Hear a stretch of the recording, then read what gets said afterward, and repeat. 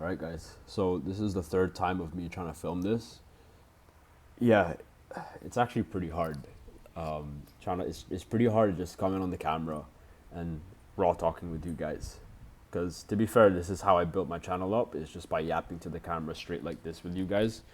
Before all the fancy edits, before the vlogs came in, before like the cool whiteboard stuff came in. Although I did do yapping and I did whiteboard. So let me know if you want more raw talks like this. But I wanted to hop on because it's been a while since I've posted a video and just made it pretty unfiltered. I don't really have an agenda for this video today. I wanted to sit here with you guys and just rebuild that connection because I know in terms of the content, it's been pretty slow. It's been inconsistent. It will take at least 5 to 8 days for me to post another video.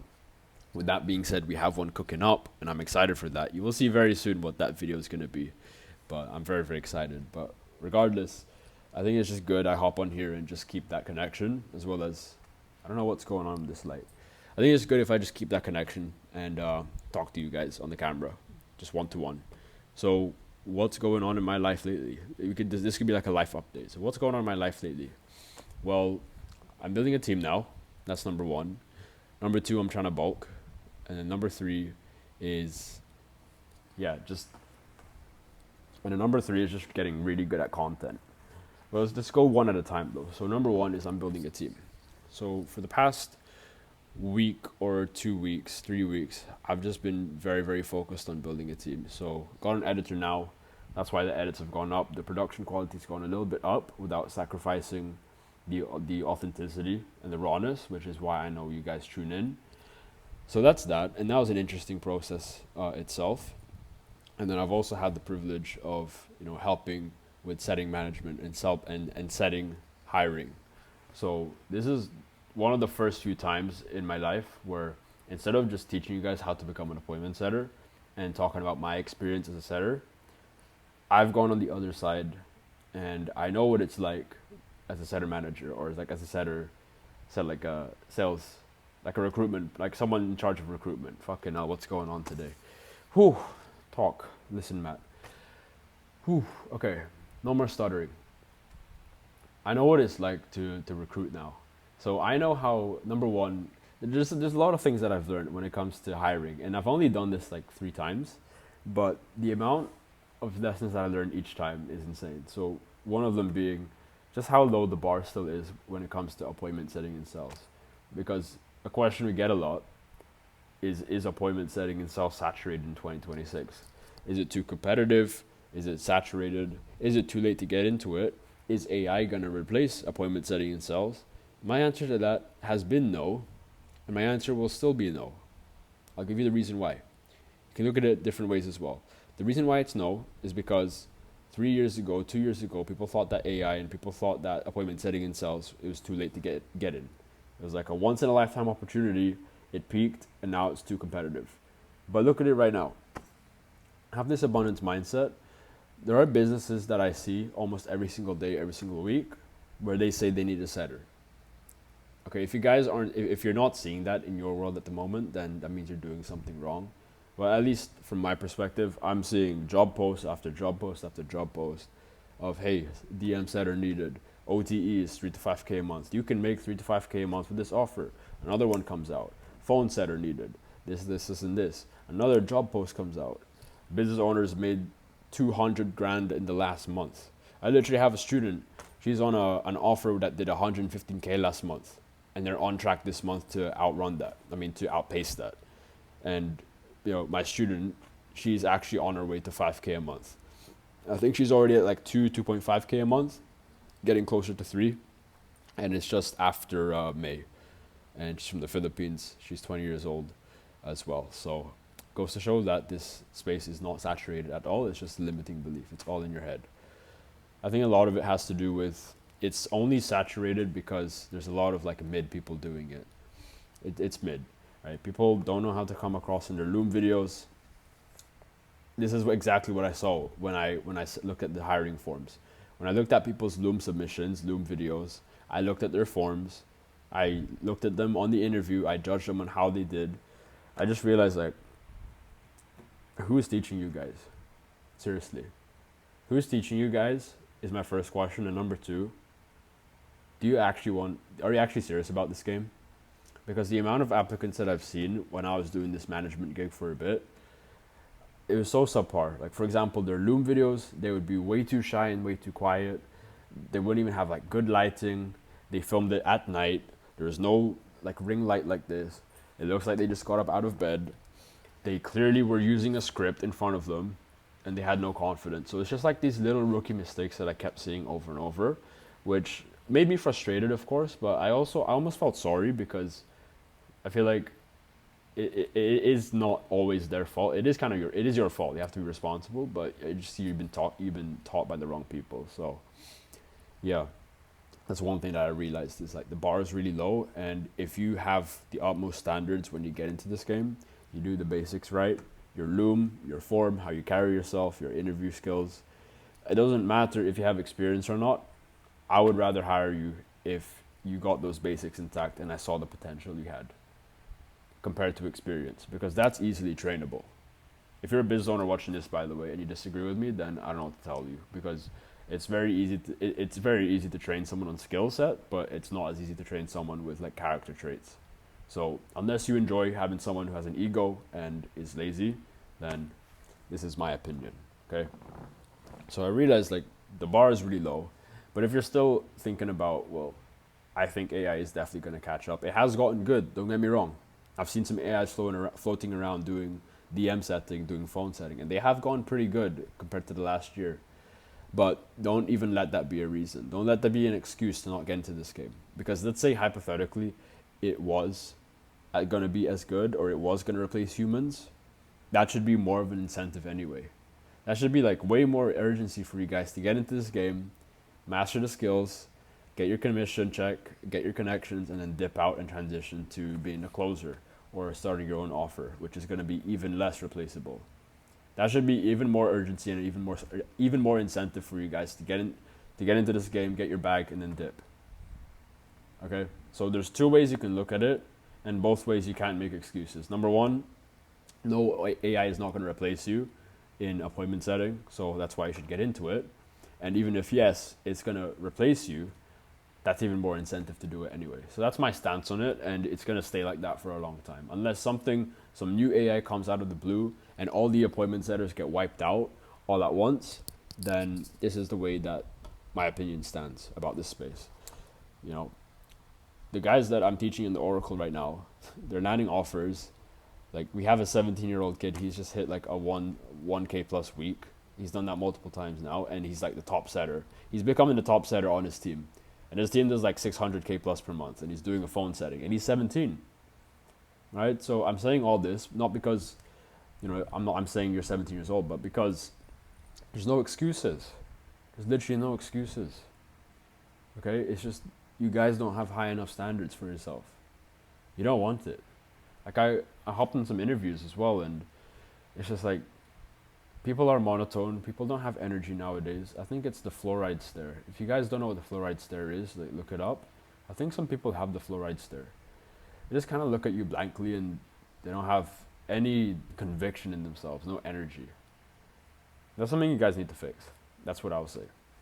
So, that aside, number one is team building. That's what I'm learning to do. Number two is the bulk, so like my health and fitness. It's funny I'm saying this right now because earlier today I had one of the most you could say one of the most violent stomach aches I had in a while. It was only for like 2 hours, 3 hours, but damn, that shit hurt. I was like hunched over on the toilet for an hour, and it wasn't pleasant. I thought I was gonna. Okay, let's not get into detail too much, but in terms of my health and fitness, that stuff doesn't happen very often, but when it does, I think it's just a good reminder to look after yourself, be safe, take care of your health. I've been going to the gym consistently for like 4 days in a row, so I'm doing like a 4-day split, upper lower. In terms of eating, this is another thing as well. I wonder what you guys' thoughts on this, but do you ever find yourself not wanting to eat because you just want to work, and you actually see eating as a waste of your time? Because that's one limiting belief. That's one belief system I've had for a while, and I'm trying to get rid of. So, trying to up the meals, trying to eat a bit more. Trying to eat clean as much as possible. I mean, I'm not perfect, guys. I do like to throw in a little bit of Jollibee. I do like to throw in a little bit of fast food here and there, but I mostly try to keep it clean for the most part, and it's been working wonders. You know, loading up on the probiotics, the prebiotics, like the yogurt, like the kimchi, kefir as well. So I don't know if you guys asked for this or not, but that's a little health update. Is the bulk is going well, as you can see here. Da-da-da-da. There we go. Another reason why I want to bring that up is because, again, I think it's just super important to talk about how important. Excuse me. I think it's important how. What's going on? What's going on? It's important to talk about how important health and fitness is when it comes to business, because yeah, if you're gonna conquer one thing, you have to learn to conquer the other things. So if you can't conquer going to the gym 3 to 4 times a week consistently, then it's gonna be hard to conquer business or sales or setting. Right? It's gonna be hard to conquer like getting people to tell you to fuck off and getting over that. So, little quick health update, little bit of a life update here. I'm gonna post this without any cuts. This is gonna be a complete surprise update. I don't know. I felt like, I felt like just posting something. There is one thing I want to talk about last. So, if you guys are still watching, you're in for a treat. So, I want to talk about my faith recently because it's in a funny state right now. Um, I've sometimes I will post about my faith, and I will post about God and Jesus and what I think and me going to church and stuff like that. I will post about that on my Instagram, here and there, but I think it's just kind of been like a on and off. And it's hard for me to talk about these things because I think I just wanted to. I've had this bad habit for a long time of trying to appear perfect and trying to like make things look good and filtered, but now's not the time. Yeah, I had this talk with one of my friends recently, and or like my friend slash student inside the Oracle, because they're in Manila as well. But I had a talk and I was like, well, in the Bible it says to, cast all your worries and your anxieties to Jesus, to God. And I have been trying to I've fallen into that place for quite a long time where I would just, instead of trying to slug it out by myself, I would say, I'll pass this on to God, I'll pass this on to Jesus. I'll sleep on it and I'm just gonna let him control what happens after that. And I want your guys' thoughts on this because I've done that for a bit and it has served me a little bit. So my blessings have been answered and I'm very grateful for that. But also, it's like I don't want to mistake it as being like not taking responsibility and not having enough grit and willpower and discipline. And I feel like, I don't know, correct me if I'm wrong, but I feel like Christianity sometimes, or the Bible, makes it look like you have to just cast your worries and anxieties onto God and not do anything about it. But, let's face it, challenges are going to come up every single day. And there will be times when you have to bite down on your mouthpiece and you have to just solve the problem and you have to pull in late nights. I found myself doing that a lot more lately, where instead of, feeling like I'm in a victim mentality and just saying, hey, I'm going to cast it upon to God, my anxieties, I've been staying up late a bit more. I've been trying to figure out a solution, just thugging out the pressure and the pressure and the uncertainty. Because there's a saying that goes, pressure is a privilege. I heard that a couple of weeks ago, and I needed that reminder.